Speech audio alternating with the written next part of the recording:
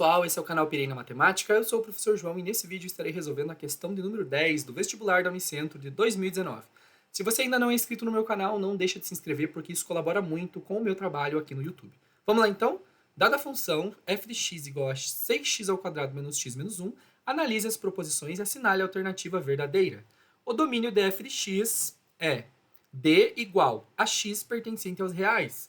Sim, gente, verdadeiro, né? O domínio aí dos polinômios, eles consistem aí no conjunto dos reais. Qualquer polinômio do segundo grau que a gente pega aí, que vai dar uma parábola lá no gráfico, a gente não vai ter nenhum problema para substituir valores de x. Quaisquer valor que a gente escolha lá, né, a gente vai conseguir substituir na nossa função e obter uma imagem para ele. Então, realmente é verdadeiro. Item 2 e o item 3, os dois se referem à imagem da função. Então, obviamente, não tem como eu ter duas imagens distintas aqui, né, nesse caso da parábola. Eu tenho uma única imagem. E se vocês lembrarem, né, a imagem de uma parábola, nesse caso a nossa parábola ela tem concavidade voltada para cima, porque o a é igual a 6 e 6 é maior do que 0. Então a concavidade da nossa parábola ela vai fazer exatamente isso daqui. Né? Não estou falando nem das raízes, de onde vai cortar ali no eixo x indiferente. Tá? Mas nesse caso ela vai ter esse comportamento. E aí, para eu determinar a imagem, gente, lembrando, se a função ela tem, né, a concavidade voltada para cima, ela tem um ponto de mínimo. Então, a projeção dela no eixo y, ela começa nesse ponto de mínimo. Então, aqui eu tenho o meu x-vértice, certo?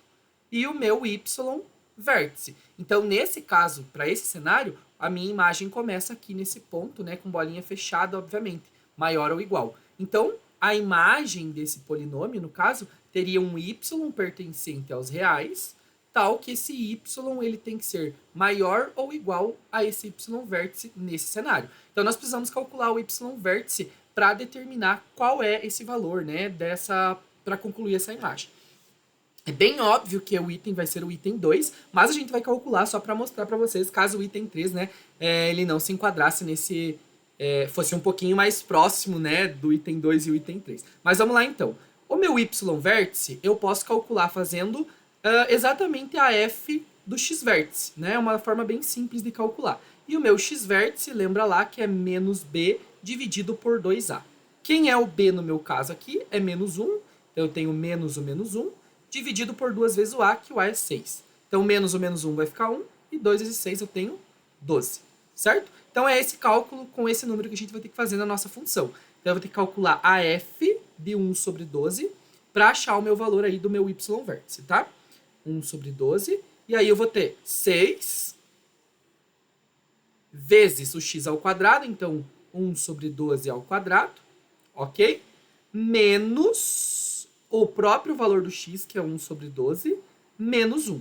E aí a gente vai brincar com essa equação aqui. Eu vou deixar assim, ó, 6 vezes 1 sobre 12 vezes 1 sobre 12, que 1 sobre 12 ao quadrado é 1 sobre 12 vezes 1 sobre 12, menos 1 sobre 12, menos 1, certo? Esse 6 ali eu posso simplificar, vou trocar a cor da caneta para ficar mais evidente. Esse 6 eu posso simplificar com esse 12, aqui ficaria 1, e 12 por 6 ficariam 2. Então, 2 vezes esse 12 ficaria 24. Então, eu tenho 1 sobre 24, menos 1 sobre 12. Esse 1 sobre 12 eu vou multiplicar por 2 em cima e embaixo aqui, porque daí eu fico com o mesmo denominador. Então, eu ficaria com 2 sobre 24, menos o 1. O 1 é como se fosse 1 sobre 1, e eu vou multiplicar por 24 em cima e embaixo, o que ficaria 24 sobre 24. Professor, por que você fez isso? Porque aí eu fico com frações de mesmo denominador, e essas duas frações são frações equivalentes a essas frações aqui que estão nesse formato. Beleza? Aí não preciso ficar tirando mínimo múltiplo comum e fazendo todo aquele processo. Então eu tenho menos 2 com menos 24, eu tenho menos 26, e menos 26 com mais 1 me dá o resultado de menos 25.